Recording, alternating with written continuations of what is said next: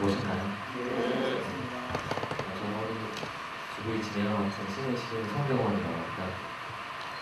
감독님들 뭐라고 해도 아시겠지만 짧게 먼저 소개를 드리고 이야기를 좀 나눠보죠. 네, 안녕하세요. 기성 피지컬에서 5차장 안녕히 행성부분 연출 맡은 김태희라고 합니다. 안녕하세요. 네, 저는 손태경이고요. 저는 장글의 김동식 장백기 편을 주겠습니다. 감사합니다. 안녕하세요. 저는 5차장 역할 맡았던 주인공입니다.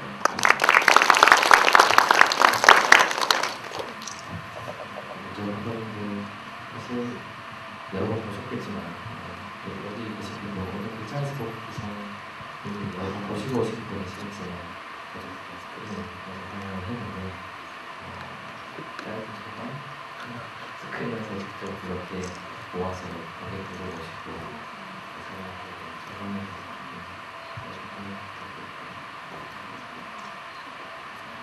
보러 와주셔서 감사의 말씀 먼저 드리고요. 그리고 작은 화면으로 보시라고 처음에 기획해서 만든 거기 때문에 큰 화면에서 볼 때 항상 좀 미숙하구나 싶은 부분이 많이 있는데 그래도 그런 거 다 감안하고 잘 봐주셔서 감사드리고 그렇기도 하고 또 반대로 또 어쨌거나 영화를 하는 저희가 만들었고 또 영화의 포맷이다 보니까 방편이지만 여섯 편 묶어서 오니버스 형식으로 상영할 수 있는 기회가 생겨서 감사히 생각하고 있습니다. 연기자 입장에서는 이 시대가 진보하면서 화면도 선명해지고 테레비 크기도 커져서 굉장히 부담스러운데 그래서 핸드폰으로 본다고 해서 굉장히 안심하고 때문에 제대로 걸렸네요. 크게 걸렸으니까 양해해 주십시오. 이제 처음에 기획할 때 약간 짧은 영상, 그런 때문에 가볍게 보는 느낌이었는데 의외로 정말 반응이 좀 뜨거워. 온라인에서도 마찬가지로 실제로 보시는 분들 많이 보여주셨는데 제가 볼 때는 정말 예상 이상의 반응이 아닌가 싶기도 한데 이런 반응들 예상하셨는지 직접 약간 체감하시는 그런 게 있으신가요? 작업이요? 좀 오랜만에 작업을 하셨는데요. 그냥 지금까지 태어나서 제가 만든 모든 영화 중에 제일 많은 사람이 본 것 같고요. 그래서 일단 인기가 이렇게 저희가 이렇게 반응이 좋을 거라고는 예상을 못해도 이슈안에 약간 들 거라는 생각을 해보세요. 워낙 이조 작가님의 인생이라는 원작이 인기가 있는 콘텐츠로 하고 그러니까 저희가 준비하는 게 계속 출퇴근하는 게 지하철에서도 그 시민분들이 새로 업데이트된 이상을 계속 보시고 계시는 거예요. 근데 약간 무섭더라고요. 이렇게 인기가 많은 작품에 누가 누굴 쫓아서 누굴 넣으면 어쩔까 이런 걱정들을 많이 했었는데 막상 보는 거가 들고 나서는 모르겠어요. 다행히 좋았던 부분이 있던 거니까 아무래도 했었던 것 같습니다. 일단 반응 예상이나 개인적으로 그런 걸 할 겨를이 없었고 일단 위생이라는 워낙 좋은 콘텐츠를 가지고 만드는 거기 때문에 많은 분들이 기대와 우려를 같이 해주셨던 것 같아서 어떻게 하면 눈을 비치지 않고 이걸 만들 수 있을까. 그리고 저는 영화를 학교에서 배우고 그리고 계속 작업을 해왔지만 편수가 많거나 작업을 다양하게 많이 해본 경험이 부족하니까 많은 분들께서 보시는 이거 전제로 하고 이제 영화를 만드는 거에 대해서 이제 부담이 있었기 때문에 일단 정신 차리고 많은 분들이 욕하지 않으실 그런 수준으로 만들자 그거에만 매달려 있어서 다른 기대라든지 반응이라든지 그런 거 만드는 생각은 하지는 못했는데 그래도 공개되고라도 많은 분들이 봐주시고 댓글이 실시간으로 올라와서 하나하나 의견이 다르겠는데 좋은 말씀 쳐주시는 분들이 계셨던 것 같아서 감사하게 생각하고 있습니다. 특별히 좀 기억나는 댓글 이게 약간 노가이다 보니까 실제로 이제 실시간으로 아까 말씀하셨던 반응 이걸로 좀 기억에 남는 재밌는 댓글이 있습니다. 저는 개인적으로 기억에 남는 댓글들이 몇 개 있긴 한데 뭐 예를 들면 누구나 당연히 다 보실 수 있을 거라고 생각하지만 뭐 저는 스마트폰이 아니어서 못 봅니다. 핸드폰이 없어서 못 보아요. 이런 댓글들도 있어서 그런 것도 일단 놀랬었고요.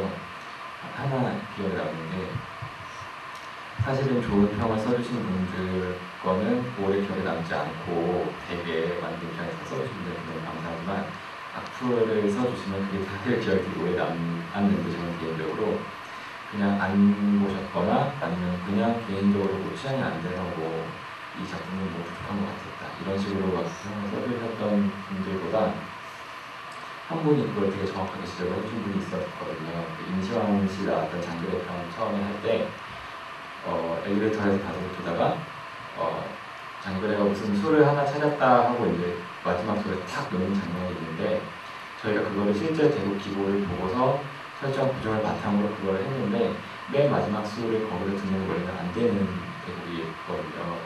원래 듣는 술은 다른 곳에 구석에 정해져 있는데 카메라 앵글이 너무 안 나와서 그 한 샷이 중요한 샷인데 자리가 너무 좋지 않아서 저희가 그걸 만들었어요. 거기다 원래 듣는 그 백조리 거기는 안 되는데 이걸 딱 그냥 이렇게 하자. 그런데 어떤 분이 그걸 보시고 저 대국상에서 저 순서에 저 자리로 왜 안 된다는 거예요. 정확하게 가족이 신경을 안 썼다. 그걸 지적해 주셔가지고 그걸 되게 놀랬던 기억이 있어요. 기억납니다. 저는 앞으로 다른 거는 성격적으로 빨리 잊으려고 노력하기 때문에 좋았던 그동안 정하지 못했던 좋은 댓글들을 많이 기억하는데 사실 이광 선배님 출연하셨던 5차장 에피소드 나왔을 때 특히 좋은 댓글이 많이 있었는데 자기 남편 얘기 같았다 혹은 잠깐 보고 마지막에 감정에서 뭉클해서 울었다라는 부분은 짧은 시간이지만 그 영상을 집중해서 봐주시고 공감하고 또 잠깐 감정적으로 흔들릴 수 있다는 작품을 저희가 처음 만들어봤다라는 게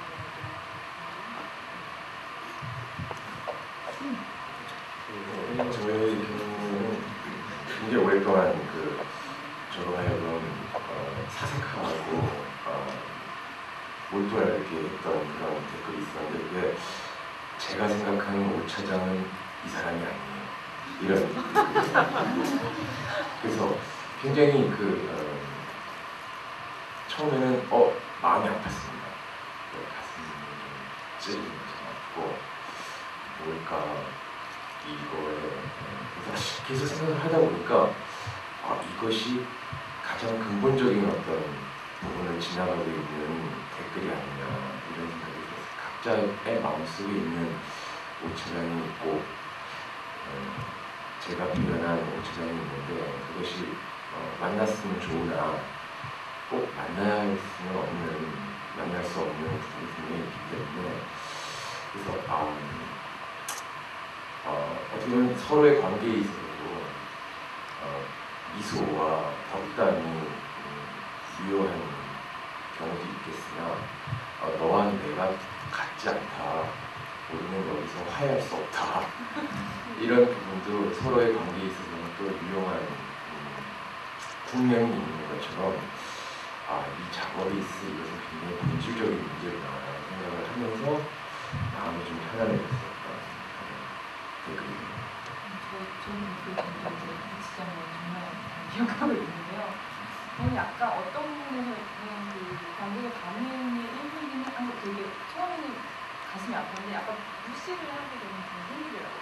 제 합리화일 수도 있지만 그러니까 지금 선배님 말씀하신 것처럼 각자가 만화를 통해서 노트를 통해서 만나던 오차장이 있고 그 각자가 만났던 오차장은 분명히 자신의 어떤 순간 오버랩되는 부분에 있어서 자기 생각했던 캐릭터라는 말이죠.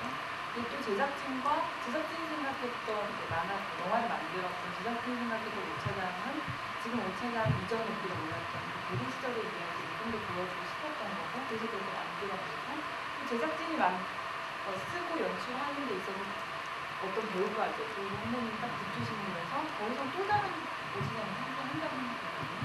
근데 그걸 자기가 알고 있는 원차장만 진짜라는 식으로 이렇게 딱 칼을 가리듯이 얘기를 해서 너무 열려있지 않은 거 아닌가 라는 마음이 좀 조금 오히려 무시를 하게 됐던 각자 생각하는 게 참 다를 수 있다고 생각했고 작가나 감독이 어떤 캐릭터를 만들어 놨다고 해서 저희가 구현하는 부분은 아닌다고 감안하면 안 된다고 이거는 제 개인적인 느낌이지만 특별히 겨울도 이상이 재밌고 각 캐릭터들을 갖고 내가 모르는 모습들을 보여준다는 거에서 굉장히 그게 제일 좋았거든요. 그러면서 좀 중요한 것들이면 오차장 대립 시절 같은 거죠. 테스트에 딱 사실 공개됐을 때부터 모든 캐릭터 중에 거의 역대 최강의 싱크로율이 나와. 이태 작가님이 그 모델로 그린 거 아니에요. 그림을 그런 일이 나올 정도로 되게 싱크로율이 높았는데 실제로 이거 캐스팅 볼 때나 아니면 볼 때로 할 수 있겠는데 굉장히 닮았다라는 생각을 하셨는지 전혀 못했습니다. 그래서 워낙 만화를 보신 분들도 많으시겠지만 비주얼이 강한 캐릭터이기 때문에 또 저는 제가 잘생겼다고 생각하기 때문에 너무 다르다라는 생각을 했는데 촬영을 하고 새벽 한 5시쯤 들어간 날이 있었어요. 그래서 세수하기 전에 이제 거울을 보는데 이제 밤새도록 촬영하고 왔을 때 눈이 빨개 있고 뜨끈하게 이제 거울을 바라보고 있는 자신을 봤을 때 이거 될 수도 있겠다 그런 생각이 들어요. 그래서 오차장이라는 사람은 어떤 형태적인 의미에서의 그 사람의 비주얼이 아니라 우리에게 분명히 어떤 이 시대를 살아가고 있는 사람으로서 어떤 가르쳐주고 있는 어떤 또 다른 어떤 정신의 비주얼 이런 게 있는 것 같아요. 약간 그쪽인 얘기를 좀 넘어가서 처음에 이 프로젝트가 어떻게 시작됐는지 어떻게 두 분 감독님이 참여하시고 또 팀 구성을 어떤 일이 있었는지에 대한 큰 얘기를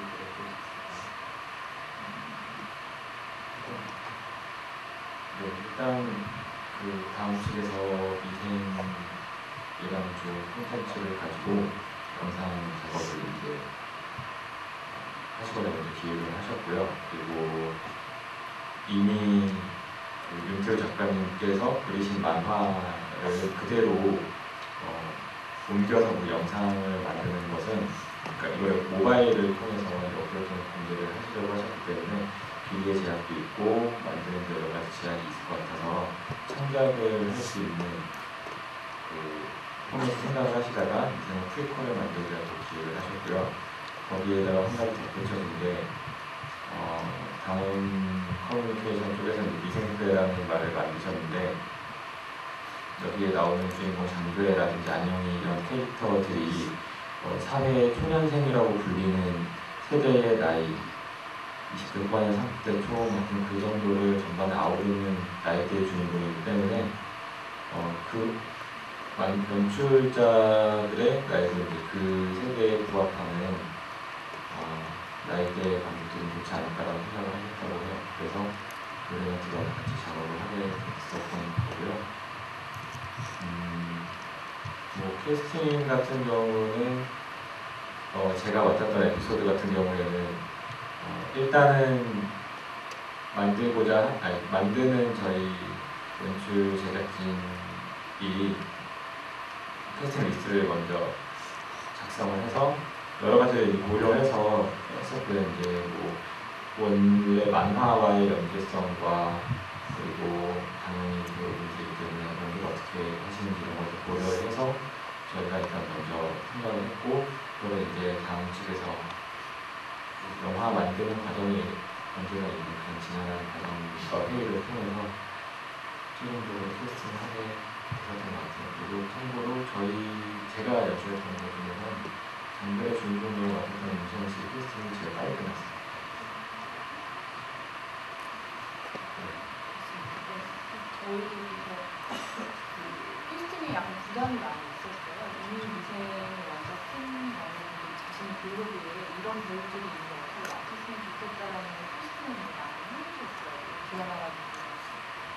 그런 캐스팅을 참고를 전혀 안 한 것 같아요. 이런 식으로 생각하시는구나. 그런 걸 보긴 했지만 특히 저 같은 경우는 이번 선배님이 연기한 정체감 선배님 전공학부는 연령대가 훨씬 많아요. 스펙트럼이다 보니까 선배님이 완전 7살 꼬마로 좋아하고 아내도 지금의 어떤 그런 모습보다는 학창 시절의 모습이 나와야 돼서 기본적으로 지금 가지고 싶은 아내는 캐릭터에서의 어떤 차가우면서 연구하는 모습, 한성률의 약간 민들민들하고 동그랗게 그런 식의 포인트만 주고 배우를 열린 마음으로 쓰였었고 조희범 선배님은 그냥 딱 작가랑 쓰면서 이건 그냥 조희범 선배님이시다 해주시면 너무 감사하겠다. 뭐. 특히 골격이라고 했거든요. 약간 생각이 무슨 느낌이 진짜 깎았어야 되는데. 너무 똑같으셔가지고 해주신다고 해서 너무 아까워하게 신나가지고 그랬던 기억이 나요. 저도 사실 그 비가 배운 디자인 중에 한 명으로서 처음에 작품에 캐스팅에서 조금 많이 있었잖아요. 반대하는 사람도 있었고 너무 잘생긴 거예요. 작가의 치고 그래서 감정이 안 된다. 근데 실제로 공개가 되고 났을 때는 전혀 또 다른 분들이 없었죠. 그 결혼 출마할 때 포인트를 잡아서 이런 부분을 좀 설명하고 싶은 생각이 있습니다. 일단 초반에 캐스팅을 할 때 얘기를 좀 하면 저희 쪽에서 연출팀 제작진 스태프 쪽에서 가장 원했던 배우 그리고 다음 커뮤니케이션 회사 쪽에서 그랬고 공통으로 가장 했으면 좋겠다고 생각했던 배우가 임시완 씨였는데 네, 1순위였거든요. 그런데 뭐 여러 가지 일이 복합적인데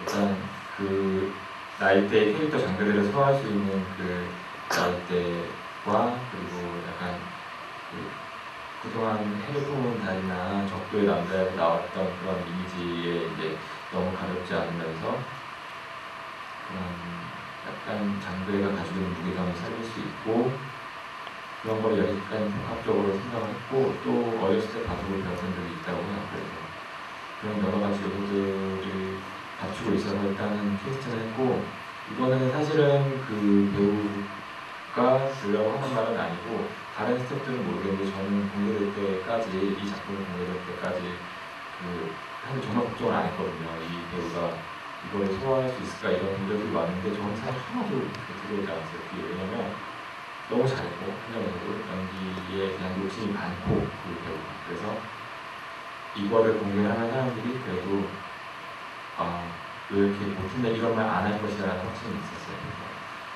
찍는 과정에서는 본인 어떤 몇십 명의 자기의 기본도 있었고 그리고 그 다른 부분에서는 장그레라는 캐릭터는 만화상에서 보면 눈에 살짝 쳐져 있으면서 항상 뭔가 어딘가 슬픈 말하지 않는 과거가 있는 캐릭터이기 때문에 그거를 표현하기 위해서 항상 차분하게 그리고 감정이 더 올라갈 것 같아도 차분하게 또 놀려달라는 식의 그런 얘기를 많이 했고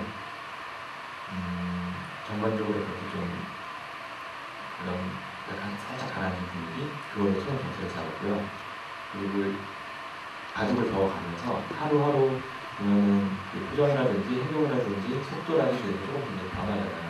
처음에는 발걸음도 어떻게, 표정도 어떻게 했다가 나중에 이제 바둑을 두고 나면서 표정도 밝아지고 행동도 빨라지고 뭔가 이런 식으로 변화를 이렇게 줬었는데 찍는 과정에서는 사실은 저희가 영화의 순서대로 처음부터 촬영할 수가 없으니까 장소별로 저희가 경제적으로 몇 번 생각해서 이제 모아서 찍기 때문에 같은 장소에서 뭔가 쭉 쳐져 있는 버전의 연기 하다가 또 그게 오케이가 되면은 기분 좋은 상태의 모습 연기고 이런 식으로 바로바로 이어가야 되는 경우가 많았었어요. 그래서 그걸 제가 숫자를 붙여서 1번, 2번, 3번 장르라고 붙여서 1번 장르에는 슬프고 몸에 힘이 없고 축 처진 상태 2번 장르에는 그래도 조금 어느 정도 활기가 돌아있는 상태 3번 장르에는 제일 기분이 좋은 상태 그래서 처음에는 그렇게 말해서 사실 배우한테 되게 죄송한 건데 나중에 촬영할 때는 그래서 알아서 자동적으로 이거 하면 이만한데 한번 잠깐 제가 말을 안 해도 감독님 한 번은 좀 그러는데 한번 잠깐 네, 사실 되게 궁금했지만 48시간을 촬영해야 되기 때문에 어쩔 수 없어서 그런 식으로 촬영하시는 게 저번에 효율이 되게 좋았을 것 같습니다. 한국 그 촬영 시간을 말씀하셔서 각 에피소드별로 얼마나 정도 시간이 걸리시나요? 그때 촬영했고 제가 지금 보였던 걸 말씀드리면 장글의 에피소드와 김동기 에피소드는 2회차, 그러니까 이틀 정도의 날짜에 촬영을 했고 사실 가장 문제가 컸던 건 저는 마지막에 있었던 장백기 이창민 씨 연기의 장백기 에피소드인데 하루밖에 시간이 없었기 때문에 그거는 27시간, 28시간 풀로 촬영하고 그렇게 해서 다 끝났던 것 같습니다. 맨 처음에 찍은 게 안녕인데 정말 오랜만에 찍는 거라서 좋았거든요. 실제 컷수에 비해서는 촬영 시간이 좀 많이 들어가요. 2회차를 찍었고요. 5차상 같은 경우는 실제로 한명당 3번을 만나서 촬영을 했는데 그 반나절 찍거나 이런 경우도 있고 시간적으로는 2회차를 많이 생각하시면 될 것 같고 한정일 때는 진짜 어려워요. 아이들이 정말 많이 나오잖아요. 근데 저 아이 친구들이 한번 와서 연기하시는 게 또 굉장히 비싸고 컨트롤도 안 되고 또 방심이고 저 사실 1회차를 못했어요.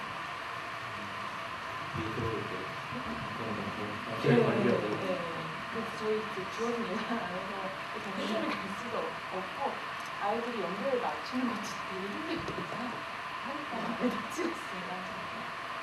예술품이 나름 다 장르를 갖고 있는 거잖아요. 제가 볼 때 약간 기본적으로 하지만 어쩌자 형이 거의 제일 그런 포스터이니까 야외에서 찍어야 되고 계속 뛰어야 되고 좀 힘들었을 것 같은데 실제로 맨 처음 선배님 바라보셨던 시나리오는 이거보다 더 빡세. 네, 많이 줄었더라고요. 이게 제작부 연출부가 이렇게 주어진 예산과 촬영 기간 절대로 찍으실 수 없고 시나리오 좀 고쳐달라고 해서 굉장히 많이 추가하게 하고요. 선배님 분이 아니, 그냥 좀 창피하고. 많아요. 장난감이죠. 조금 창피하고 부끄럽고 그래서 어려웠던 게 운동을 가보시고 입혀주시고 여러분들이 제일 고생하셨을 것 같아서 제가 들었습니다.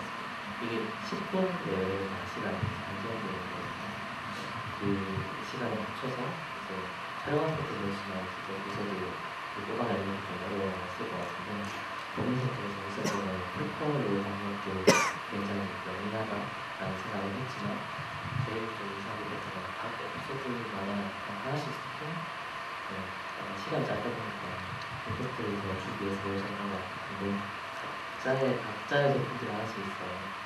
그게 인상적이고 그 부분에서 한마디씩 적으시면 그 에피소드별로 1편은 유치원 학생의 두려움을 가득한 처음에 그 아이돌 얘기가 시나리오 단계에서 처음 들어있을 거예요. 네, 그 바둑판의 낙서로 대국을 둔다는 아이디어는 그 회의 때 제가 먼저 말씀드렸는데 사실 짧은 기간이지만 시간이 되게 많이 있었는데 벽에다 낙서를 시작한다 이치물 이런 거는 되게 많이 바꿨었습니다.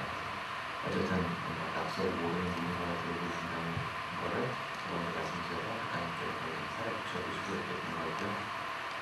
엘리베이터에서 열고 닫히고 약간 이런 부분하고 같이 겹치면서 느꼈다고 해서 초등학교 결정적으로 엘리베이터 대부분 결정입니다. 제가 하나씩 좀 여쭤볼까요? 김동석 커피 직장인이 누가 공감할 그 커피라는 소재 이렇게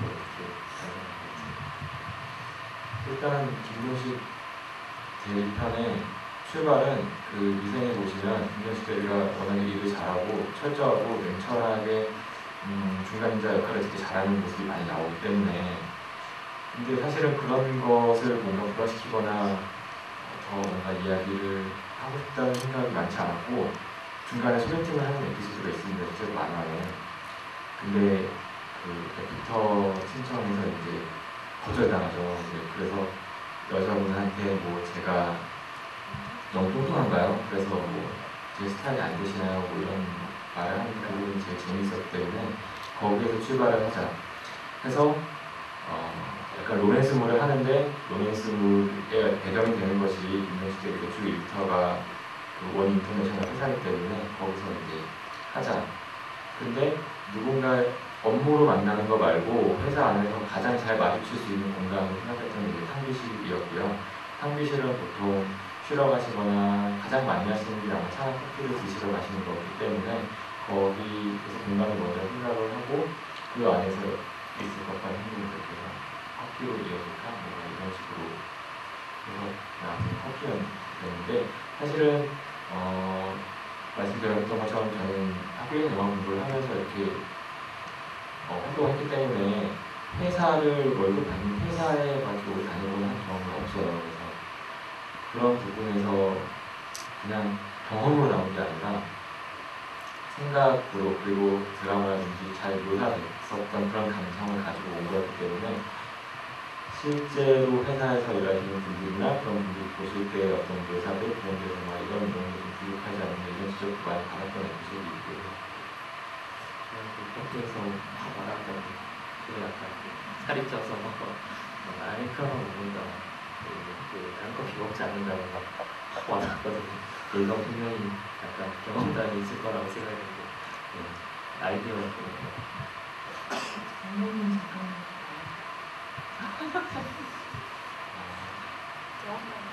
고등한 사람들 건강한 그런 거 있었어요. 죄송하다고 하시면 정말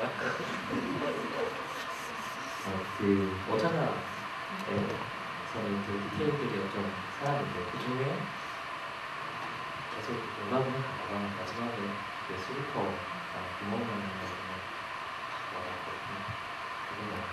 그건 이제 원작이 되게 충실한 소품들을 가지고 와야겠다고 생각을 했어요.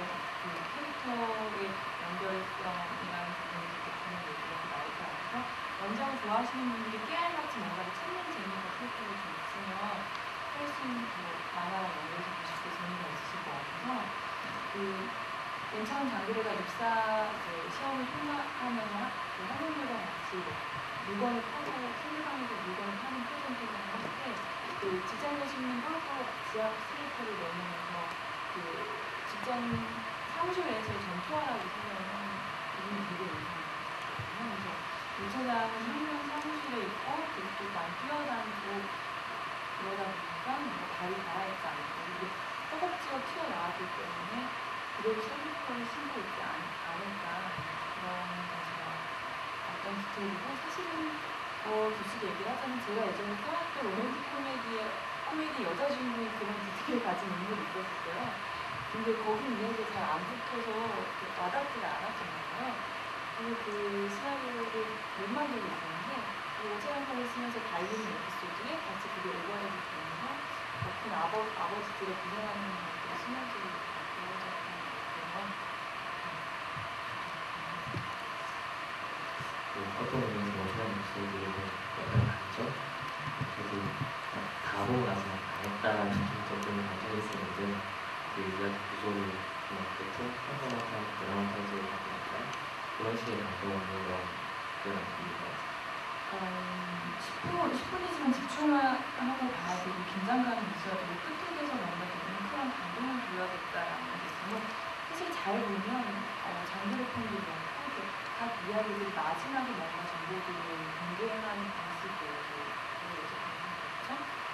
아노이 같은 경우도 그때 사랑했던 자기가 좋아했던 애가 저를 바라보고 있었다는 사진 디테일이라든지 그런 것들이 마지막에 감정을 찍고 감동을 좀 여운을 줘야겠다.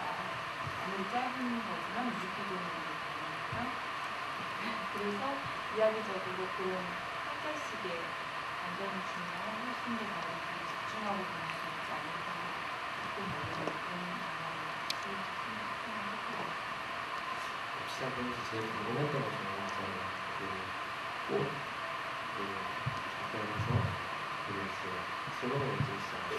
그 부분을 아까 뮤직비디오에 말씀하셔서 그렇게 슬로건을 딱 목공에서 그날들이 하는 장면을 구성하시는 이유가 그러니까 그 오트라운 편 같은 경우 막 끼고 막 도시를 달리고 계속 하고 코스는 많고 그런데 그러니까 화면적으로 안영이 같은 경우는 딱 컨셉을 하게 되게 예쁜 프로그램이 있고 지금 오트라운 그렇게 갈 수는 없으니까 모든 것을 무장적으로 훌륭하게는 할 수 없다면 어떤 한 팀의 강점을 보서 인상을 깊게 만들어야겠다라는 생각도 했었고 장미꽃은 시나리오 쓸 때부터 장미꽃이 날리거나 그러면 예쁠 것 같고 그리고 또 여자에게 가는 마음이기 때문에 이 부분에서 후반의 감정을 예상할 수 있는 부분도 있고 없을 수도 있겠다.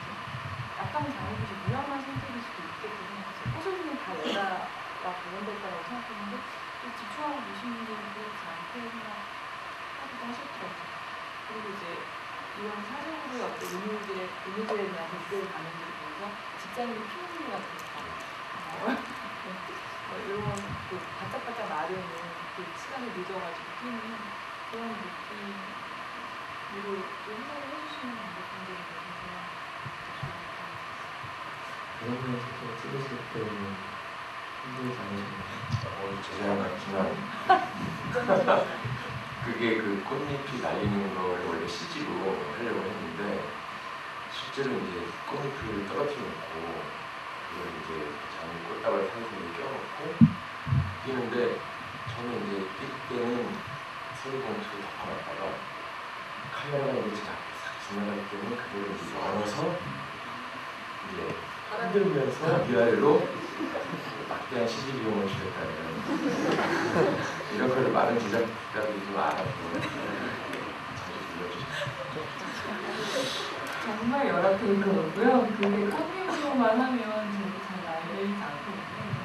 꽃잎 미술팀이 종일 이 장르가 다 오더라고 실제 선배님 앞으로 선배님으로 이렇게 그리고 또 그걸 다 보고 되게 여러 테이크 가셨는데 그 화면이 약간 욕심이 많았나 봐요. 저는 이 정도면 이제 너무 고생을 하셨고 스태프도 친구는 한 번만 다시 가자고 하시는데 딱 거울에 좋은 컷이 나와서 끝까지 노력해 주셨는데 제일 마지막 저는 안 좋아하는데 장미꽃잎이 좋아요. 거기가 이게 제가 재밌는 이유가 정말 긴 시간 동안 생각할 수 있는 그런 아닌데 카메라 연결돼서 제가 이 사람 정말 쇼핑 걸려서 겨우 생각보다 엄청 뛰었겠구나. 그 아까 CG가 아시겠지만 저렇게 CG는 아닌데 CG 퀄리티는 훨씬 줄이지 않아요.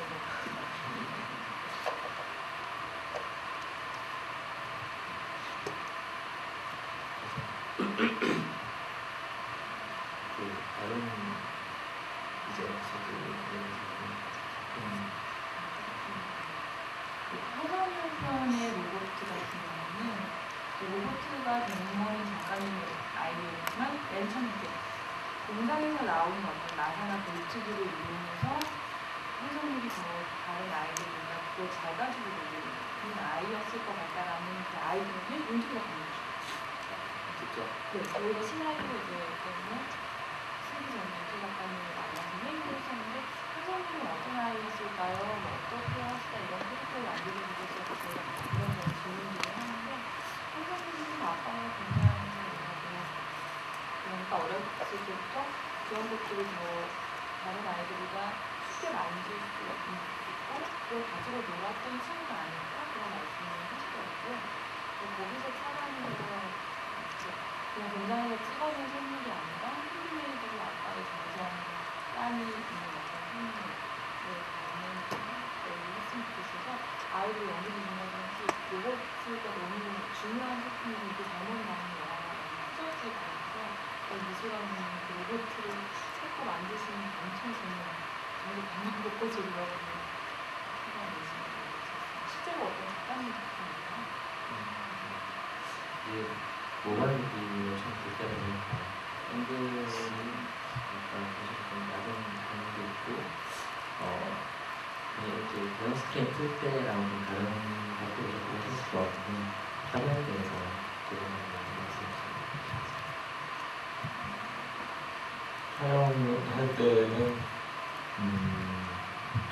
장그래프를 찍을 때 항상 우리가 이 사이즈로 찍으면 작은 화면에서 보일까? 이거였고요. 가장 큰 고민은 우리가 인물을 클로즈업 큰 화면으로 촬영을 해도 조금 더 크게 찍읍시다. 항상 이런 식으로 안 보일까봐에 대한 걱정. 특히 이제 큰 화면이나 뭐 아이패드 같은 걸로 만약에 관람을 하신다고 하면은 좀 덜 하지만 아이폰이라든지 직경이 막 8cm, 9cm 정도밖에 안 되는 그런 스크린이 있기 때문에 그거에 대한 걱정이 있었고, 만들고 난 다음에는 어떤 거가 있었냐면, 보통 영화를 만들면 편집실에서 모니터나 아니면 큰 스크린을 통해서 이제 테스트 상영을 하는데 저희는 이제 그걸 핸드폰으로 봐야 했기 때문에 그때 알았던 게 기종마다 이 색의 감도가 다르구나. 그래서 나는 갤럭시 폰을 갖고 있으니까 갤럭시 폰을 기준으로 해서 이 영화를 완성을 해놓으면 아이폰에서는 훨씬 더 어떻게 보여서 무엇가 안 상하고 이런 문제가 있는 거예요. 그래서 장그래프 같은 경우는 우리가 영화를 만들 때 마지막에 색보정이라는 작업품을 손을 다 같이 만지는데 아이폰에서 봤더니 아이폰이나 갤럭시 하나서 뭐 어디서 봤더니 뭔가 색깔이 감도가 어떤 것 같다 해가지고 뭐 짜잘하게 다시 수정하고 이런 과정이 있었는데, 그럴 정도로 이 화면 사이즈 그리고 뭐 색 이런 거에서 좀 이게 모바일 환경이라는 것 때문에 염두에 둔 부분이 많이 있었고, 또 제가 김동식 대의 에피소드를 할 때는 전부 다 핸드헬드 카메라를 들고서 찍고 화면이 많이 흔들리는데, 이 정도 흔들리는 것은 뭐 많이 보던 기법이고, 뭐 시트콤이라든지 해외 뭐 우리나라 국내 시트콤 이런 데 보면은 그냥 많이 볼 수 있는 그런 정도의 흔들림이라고 생각을 했는데, 댓글들에 작은 화면에도 이렇게 흔들리는 거 보니까 너무 머리 아프고 테슬러서 못 보겠다는 뭐 그런 댓글들이 많던 걸 보면 그런 거에 대한 생각도 처음에는 하지 못했었던 것 같아요. 근데 하면서 카메라 워크까지 그런 부분에서 좀 작은 화면에 대한 신경을 더 써야 되지 않나 이런 생각을 가지고 있어요.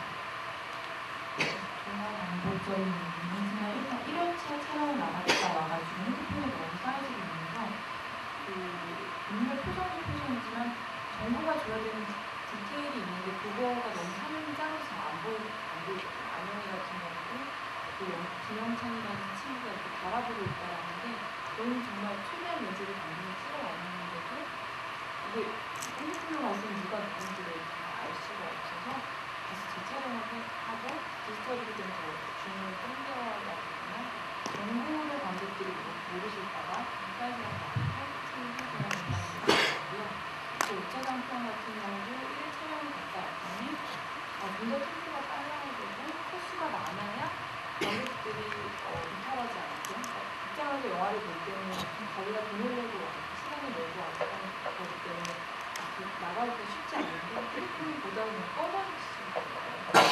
관객의 이탈을 막으려면 좀 더 시선을 빨리빨리 끌어야 지루하지 않게 발산하실 수 있게 되면서 코스 같은 경우도 좀 더 빠른 템포로 진행할 수 있도록 신경을 쓰는 사실 짧아서도 좋았던 것도 있는데 읽고 나서 각했던 새로운 이유가 굉장히 많았었는데 팬으로서 뿌듯한, 그러니까 곳곳에 있는 자기 자잘한 그 살려낸 원장님의 그 사랑의 목소리를 들고 있는 것 같고, 그래도 그럼에도 불구하고 약간 좀 더 길게 가고 싶다, 좀 더 길게 했어놨으면 하는 그런 아쉬움이 없었어요. 아니면 꼭 나에게 그 드라마라든지 그런 것들을 한 번 더 해보고 싶다라고 하면서 저런 한층 뒤집기도 괜찮고, 그것도 이제 나는 보면서 이런 부분은 좀 더 할 수 있었을 텐데 그런 부분이 있었습니다. 위생을 워낙에 많은 분들이 사랑해 주시기 때문에 저희는 사실 잘해야 되는 점이 가지런 나이가 좀 있었기 때문에 너무 많은 부담이 돼서 만약에 이렇게 길게 찍는다고 하면 그런 부담을 안고 그걸 다 할 수 있을지 사실은 감당이 안 되는 그런 느낌이긴 한데, 그런 걸 떠나서 저는 프리퀄 찍으면서 그걸 완성할 때 사실 러닝타임을 가지고 굉장히 많은 회의와 그런 설정이 있었거든요. 왜냐면 맨 처음에 기획을 하실 때는 5분을 줄였어요. 저희 러닝타임을.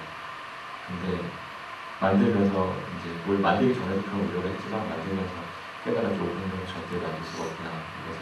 그래서 장르를 맨 처음에 시사 편집본을 가지고 왔을 때는 10분, 거의 10분 정도 넘는 그런 정도의 분량이었는데 그것도 짧다고 생각을 했었거든요. 근데 그것을 이제 기획하신 분들께서는 너무 길다 이러면서 1분을 줄였다가 늘었다가 이런 지난 과정이 계속 있었어요. 그래서 지금 나온 게 이 정도 시간대 8분 정도대로 나왔던 건데 어떤 포맷으로 장편을 하건 드라마를 하건 사실은 제가 볼 때는 지금 이 드라마 펑펑이 팔리고 제작이 될 거라는 기사도 나왔지만 그런 정도의 드라마의 비율로 연속적으로 이제 보여주는 포맷이 맞다고 생각을 하지만 주어진 무언가에서 어쨌든 최선을 다해야 되는 그런 입장에서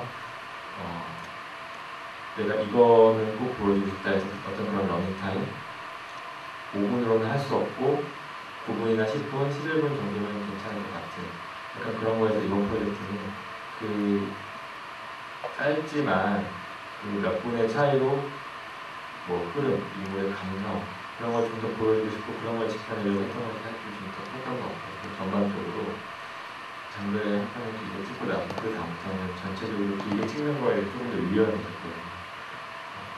그런 식의 좀 작은 포인트들을 좀 더 가져가려고 노력했던 거 그래서 그런 거에 있어서 많이 최대한 보여줄 수 있었다는 거에 대해서 되게 아쉬운 것 같아요. 사실 되게 오랜만에 장편을 어렸을 때 장편 하면서 만드는 장편이 수업이 있었던 거 같은데 굉장히 짧은 분량을 가지고 있는 에피소드를 하시는 저희 스태프분들이 열심히 찍고 무명이나 그런 인터뷰를 하는 것 같고요. 스크린을 하는데 드라마가 나온 진심으로 열심히 보고 싶다라는 생각이 들었습니다. 저도 그 러닝타임 문제는 굉장히 그 앞으로도 계속 궁금할 것 같아요. 컨텐츠 형식이 기존에 있었던 형식이 아니기 때문에 미니시리즈로 70분, 이렇게 아침 드라마 35분 이런 게 아주 오랫동안 그것이 최적화되어 있는 시간일 거 아닙니까? 근데 이런 컨텐츠는 이 컨텐츠 형식이 이제 저희가 시작이라고 한다면 저는 처음에 5분 들었을 때 5분도 길다는 걸 다시 생각을 했었거든요. 근데 제가 뭐랄까 시청자 입장에서 봤을 때는 8분, 10분도 너무 짧은 거예요. 만약에 30분이다 그러면 굉장히 길어졌지만 내가 언제든지 꺼내서 다시 이어보고 할 수 있는 콘텐츠가 양질의 콘텐츠가 내 호주머니 속에 있다면 먼 길을 갈 때도 되게 행복할 것 같고 혼자 남겨졌을 때도 되게 행복할 것 같고 마치 집에 읽고 싶은 책이 있으면 막 들어가고 싶은 것처럼 그렇게 본다면 시간은 굉장히 그 고무줄처럼 늘어난다 좋을 텐데 만약에 이러한 콘텐츠가 계속 생산되면서 과연 몇 분으로 수렴될까 이게 참 굉장히 궁금해요. 그런 식으로 생각을 했고 말씀하신 것처럼 실제로 오면서 교통수단에서 보시는 분도 있고 홈카페에서 보시는 분도 있고 저도 그냥 정말 거칠게 전반적인 인상을 굉장히 재밌는데 끝나고 나면 더 보고 싶은 좀 아쉽다라는 느낌 감지만 되게 좋은 한편의 문장 하이쿠 같은 시를 본 것 같은 느낌이 들면서 그 사이에 좀 기본 정도 의미가 없고 공통도 있고 더 하고 싶은 얘기가 있었을 것 같다. 왜냐면 아까 말씀하신 것처럼 보는 사람 입장에서 더 듣고 싶은 얘기가 있었던 그런 영화라서 좀 들어봤습니다. 그럼 마지막으로 장르의 에피소드에서 되게 많은 그 장르의 나타내는 영화들, 꿈꾸들, 원작에서 아닌데 그중에 그래도 내가 이니까라고 하는 그림을 선택하신 그런 분이 있으십니다. 이제 마지막 씬은 전체 시나리오 통틀어서 아마 가장 많이 수정됐을 거예요. 어떤 식으로 펼쳐내야 이거는 프리퀄이기 때문에 이 다음에 장르의 2편이 오는 것이고 장르가 이 뭔가 세상 밖으로 나오게 됐다 뭔가 이런 것을 의도하고 만드는데 그걸 잘 살릴 수 있는 결말을 생각했기 때문에 정말 많이 바꿨는데 그래도 바둑을 피하고 내가 과거의 어떤 짐이라 생각하고 그것 때문에 내가 여기서 치면 이렇게 세상 밖으로 안 나왔다면 이제 그것을 내가 더 이상 짐으로 생각하지 않기 때문에 이제 밖으로 나오고 사회적으로 다른 사람하고 이제 부딪힐 수 있게 된 거다라는 거를 좀 더 표현을 해야지 트리플러서 적당하다고 생각을 했기 때문에 그것을 가장 표현할 수 있는 글을 생각을 했던 거고요. 만화에서 장르가 독백을 했거나 아니면 대사를 쳤던 거나 그래서 대사로 혹은 나레이션 장르로 쓰일 수 있을 만한 걸 거의 다 찾아봤던 것 같아요. 그리고 가장 적절했던 어떤 한마디 만화 속에서 장르에서 어떻게 많이 했던 부분을 가져가 인용을 해서 그걸 이제 촬영을 하게 된 거고요. 어쨌든 그걸 가지고 그래 이게 나한테 어떤 과거의 어떤 상처지만 그것 때문에 무너질 게 아니라 더 나아가야 되겠다 인정을 하고 들어가는 데 있어서 도움이 되시는 말, 조치훈보다는 어떤 말이라든지 조치훈보다는 그 말에서 바꾸는 게 그게 가장 일맥상통하다고 생각이 들어서 했던 거고 편집 기사님께서 정말 추천을 하셨던 문장이고요. 편집 기사님 같은 경우는 학원에서 이제 우리가 시나리오를 쓰고 찍는 과정에 반영을 하는 스태프분이 아니기 때문에 가장 마지막에 결과물을 놓고 왔을 때 가장 우리 일반 관객의 눈으로 이제 고르게 되시는 그 경향이 있으시기 때문에 딱 봤을 때 가장 좋다, 쉽게 다가올 수 있는 문장이다라고 판단을 해주셔서 그걸 또 믿고 저희가 생각을 해보셨죠. 저도 이 질문 굳이 드리니까 내 입장에서 팬 입장에서 제일 와닿았던 그 중요한 거는 실제로 딱 영상에서 봤을 때 울컥하게 느껴졌을 때라서 선택을 너무 잘 하신 것 같아서 질문 드려봤습니다. 어떻게 이걸 감독님 있는 것이 아니면 작가님께서 도움을 주셨는지 도움을 주셨는지 대략적인 얘기는 여러 개 얘기를 나눠봤으니까 오신 배석의 관객분들께 좀 질문을 해드려볼까. 혹시 영화 보시면서 고민했던 거나 지금 저희가 이야기를 나누면서 좀 미진했던 부분이 있다고 생각하시면 손을 들어주시면 저희가 질문 좀 드리도록 하겠습니다. 질문 있으시면 손을 들어주세요. 없으신가요? 저희 손이 너무 힘드니까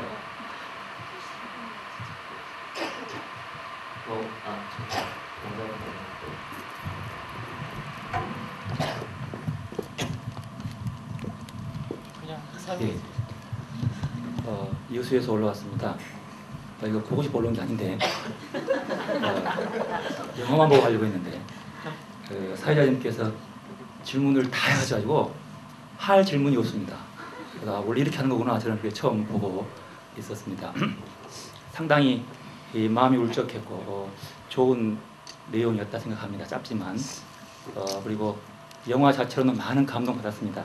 작가분들 하신 얘기 중에 3분의 1 정도를 이해하고 나머지는 도무지 무슨 말인지 잘 모르겠습니다. 그 무슨 이해가 안 되는데 제가 미생이라고 하면서 작가에게 물어볼 얘기인데 미생이라고 하는 제목 속에서 오늘 영화의 그 주인공들처럼 그분들을 왜 미생이라고 잡았는지 그분들의 미생이라는 의미가 무엇인지 저는 그걸 묻고 싶거든요. 대부분의 상당수 저를 포함해서 우리 오늘 나오는 그 작은 이야기의 주인공과 같은 삶을 살고 있다고 저는 공감합니다. 안녕이를 보면 저는 눈물도 흘렸어요. 너무 많이 공감을 해가지고 제 마음속에 그래 다가오는데 왜 그 사람들이 그런 모습들을 사는 사람들의 모습을 미생이라고 했는지 두 가지 의미로 그 미생은 이 사회에서 영원히 미생으로 살아가는 루저 같은 인생인지 아니면 그들이 그 삶을 속에서 이 세상에 다시 미생에서 이겨나가면 또 다른 미생이 나오지 않을까 하는 생각도 해보면서 과연 미생이라는 그 제목의 의미가 주어지는 우리들에게 주어지는 마지막에 그 최종의 목적의 의미가 무엇인지 연출자로서 어떤 의미를 다뤘는지 그걸 좀 묻고 싶었습니다. 네.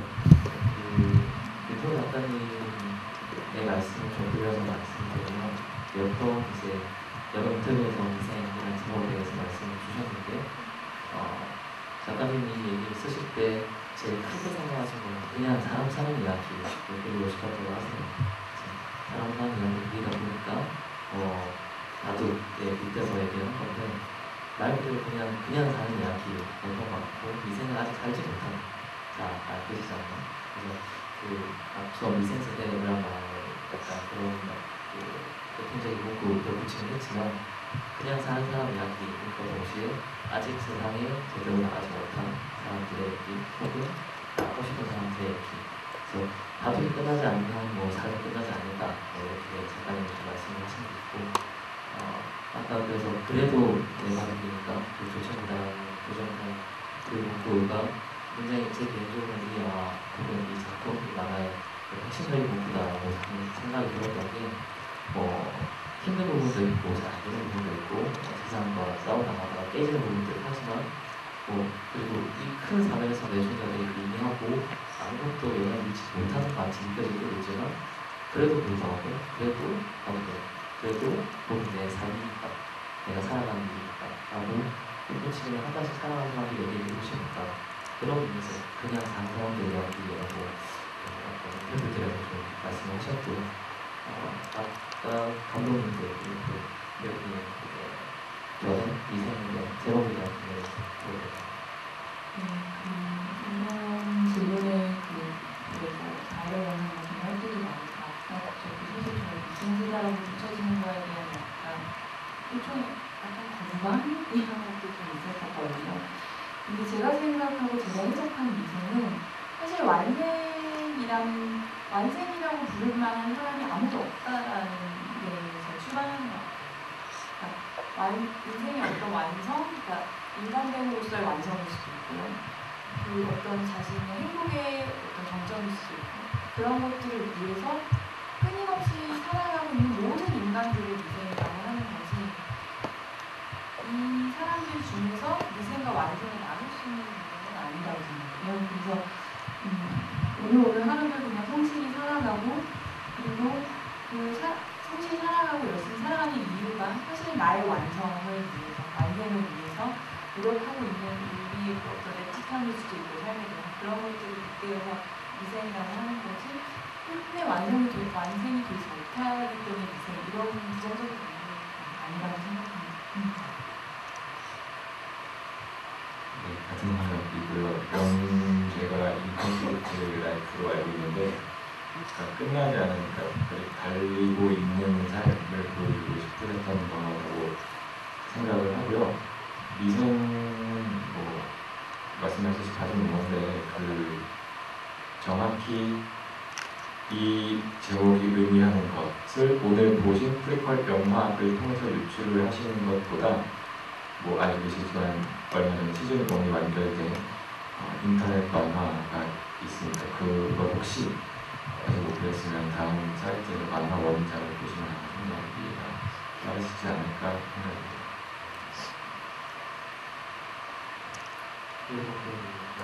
제목 다 말씀해 주셨습니다. 네. 알겠습니다. 답변이 되셨나요? 또 다른 질문 있으신 분 있으면 저희가 마이크 저쪽에 나오셔도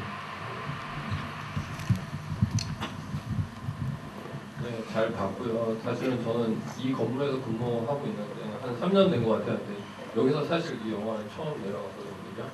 그러니까 이번 수요일인가 박찬욱 감독이 오셨던 것 같아요. 그때도 한번 보러 갈까 하다 어떻게 오늘은 이제 사실은 그 만화 원작이 이 건물 그러니까 이 컨텐츠 진행하면서 이제 제작 지원을 해서 여기 건물 배경이라든지 그런 게 나왔더라고요. 근데 그거 사실 만화 보면 흘려봐가지고 정확히는 잘 몰랐었거든요. 근데 보다 보니까 그 얘기가 있고 보니까 여기 건물 이 주변을 배경으로 그 만화의 내용이 들어갔었고 그리고 사실 그러니까 저는 모바일에서는 한 편인가 봤었나 그랬던 것 같아요. 그 이창민 씨 나오는 그 편 하나 봤던 것 같은데 사실은 그러니까 모바일에서 작은 화면에서 봤을 때는 그러니까 한 편이었지만은 그 약간 느낌이 틀렸어요. 확실히 큰 화면에서 봤을 때 뭔가 전달되고 이런 게 더 훨씬 낫던 것 같거든요. 그래서 아까 그 작은 사이즈 화면에 대해서 많이 고민하시고 길이랑도 많이 고민하셨다고 얘기를 하셨는데 김욱 감독님이 그 만약에 이거를 장편으로 만들었을 때 혹시 그러니까 두 분이 각각 연출을 하신다면은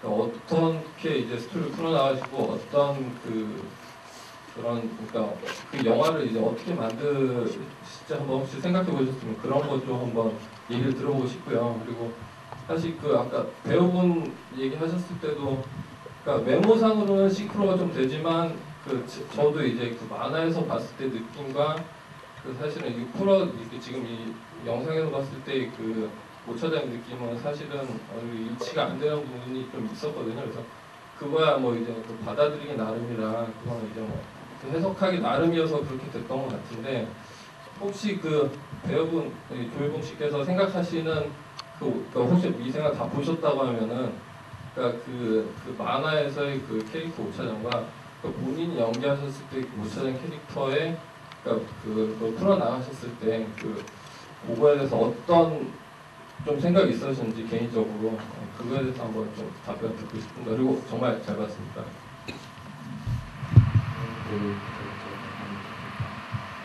솔직히 말씀드리면 이세임이라는 이 시즌 1의 만화가 영화화되기는 되게 어려운 콘텐츠라고 생각이 들고요. 왜냐하면 굉장히 많은 캐릭터들이 나오고 그 각 에피소드들마다 그들이 주인공인 장르에는 약간 정치적 관찰자의 시점으로 이야기를 이제 살펴보고 있는 인물이라는 생각이 들고요.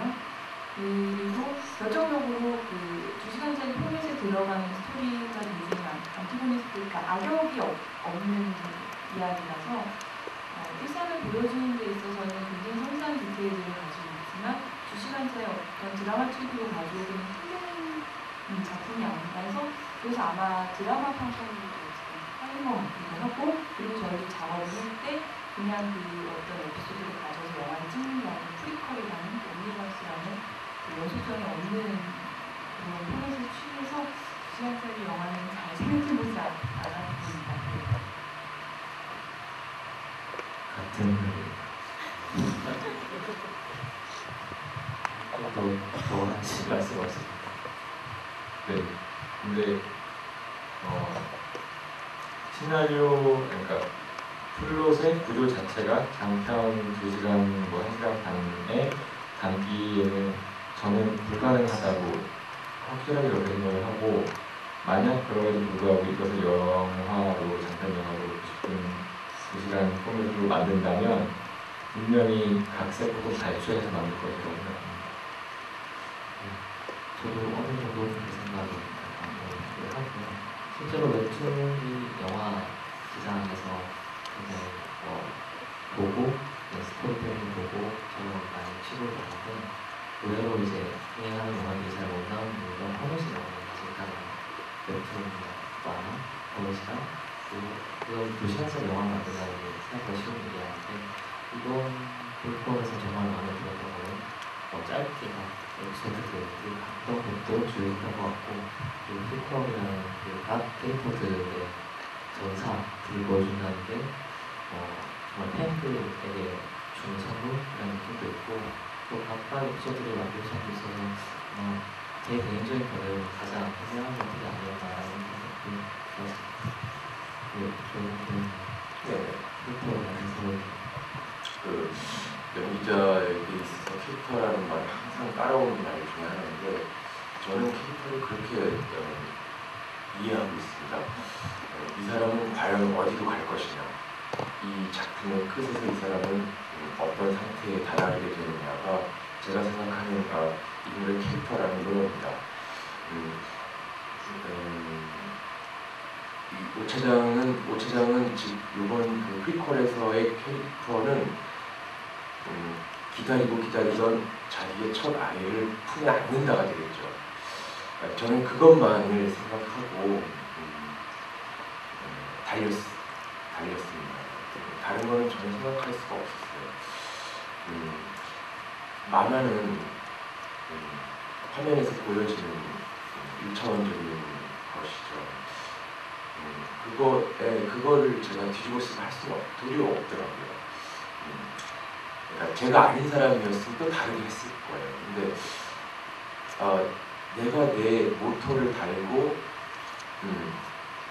영문 모르는 전화 한 통을 받고 불행히 깨서 회사를 뛰쳐나가서 내 아이를 보러 달려간다는 것만 생각하고 그것이 저의 캐릭터라고 생각했기 때문에 절박함의 방식, 이 5차장의 웹툰 안에서의 5차장의 절박함을 저에게서 가져올 수는 없었습니다. 그냥 제가 판단하고 제가 구동해서 달려가는 거일 뿐이죠. 그런 말씀을 들을 때마다 좀 되게 막연해지는데 그냥 그런 것 같습니다. 그래서 제가 마음에 안 들면 다른 분이 하시는 거죠. 어떤 그런 부분입니다. 도저히 다른 어떤 이미지를 이렇게 신문처럼 앞에 얼굴 앞에 쓰고 달릴 수는 없어요.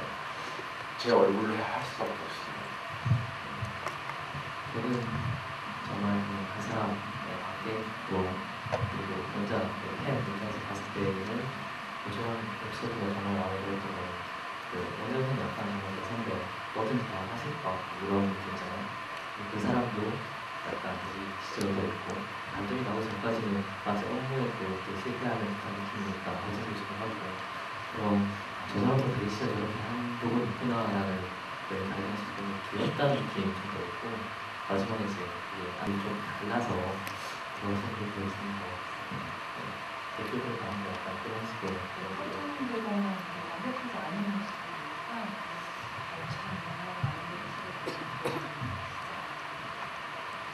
무게가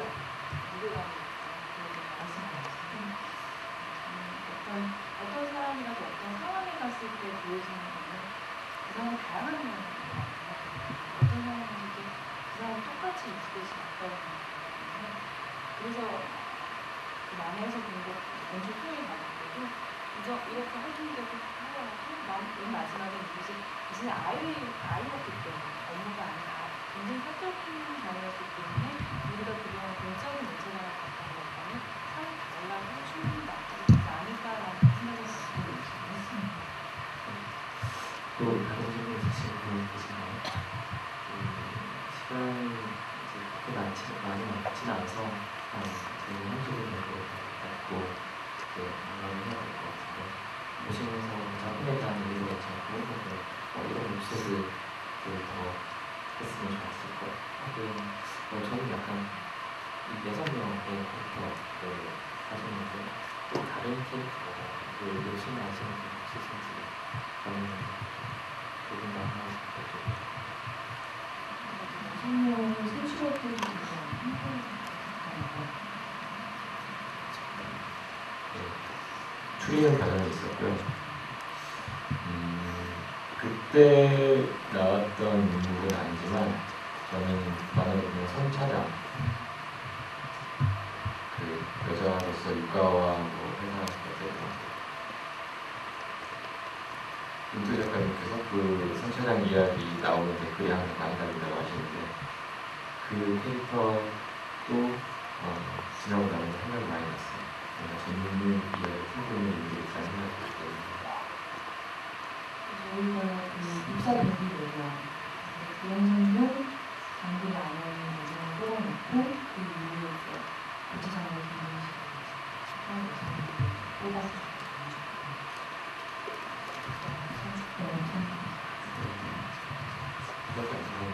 영상 팀도 보시잖아요. 네, 그걸로 청소년도 좀 좋은 소리를 했고 이 6편이 끝나는 게 약간 아쉽다. 더 만들어줄 수 있을 것 같다. 브레이커 시즌 2에서 좀 따로 좀 브레이커를 다루는 재밌었어요. 혹시 질문 하고 봐야 된다는 그런 뜻인가요? 시간이 지금 좀 늦어서 질문 거기 예상이 별로 없는 것 같으니까 지금 슬슬 마감을 해야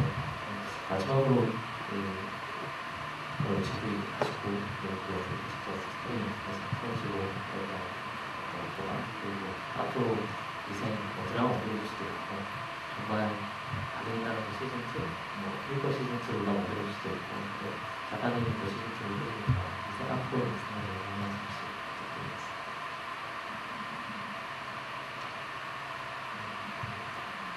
네, 불금인데 이생을 보러 와주셔서 감사드립니다. 그리고 영상작으로서 헐리우드 역사적인 블록버스터와 같은 날에 같은 스크린을 쓸 수 있다는 게 개인적으로 영광이라고 생각하고요. 미생 시즌2 혹은 또 다른 프로파일 저는 그냥 일이 들어오면 열심히 하려고 하는 감독이기 때문에 모두 열어놓고 있습니다. 그리고 개인적으로 만화 미생 시즌2도 기대를 하고 있습니다. 고마워요.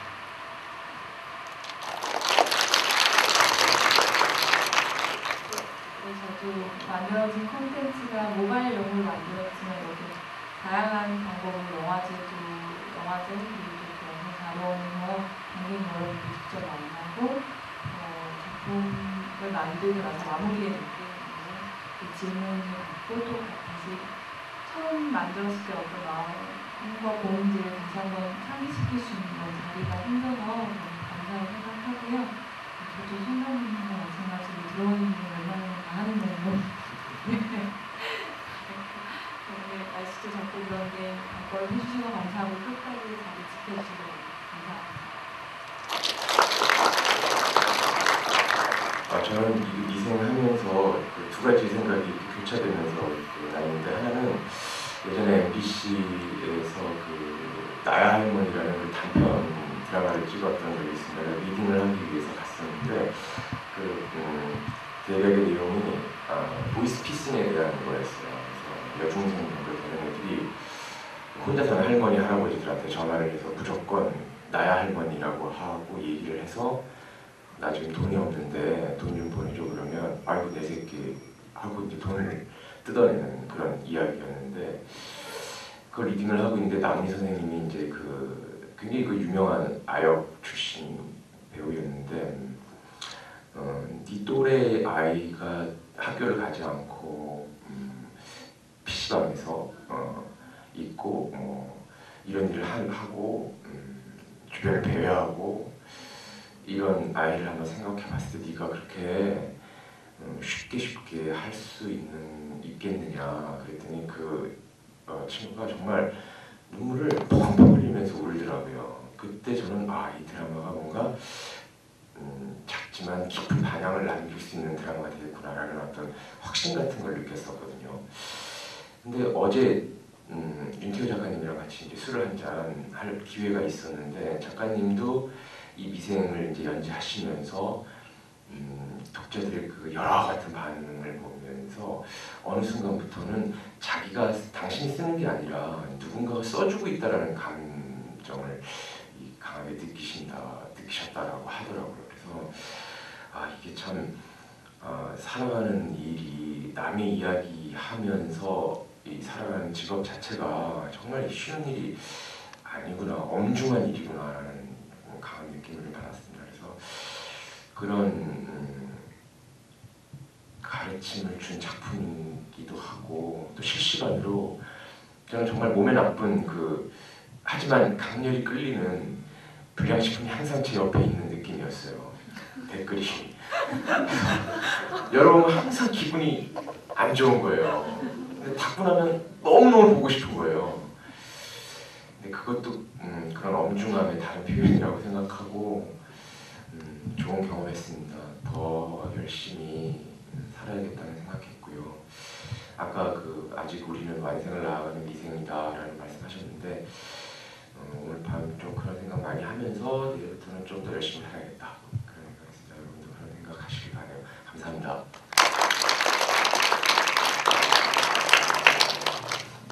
아까도 잠깐 말씀 나오셨지만 여러분들 오늘 보신 이 영상도 다음에서 언제든지 볼 수 있으니까요.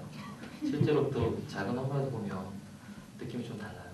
그러니까 보신 분도 계시겠지만 혹시 오늘 여기서 처음 보신 분은 다시 한번 찾아보셔도 괜찮고 또 미생 원작 웹툰을 아직 못 보신 분은 꼭 한번 보시고 비교하는 재미도 있을 것 같습니다. 오늘 늦은 시간까지 고생해주신 두 분 감독님과 배우 조혜곤 배우님께 큰 박수 한번 부탁드리겠습니다.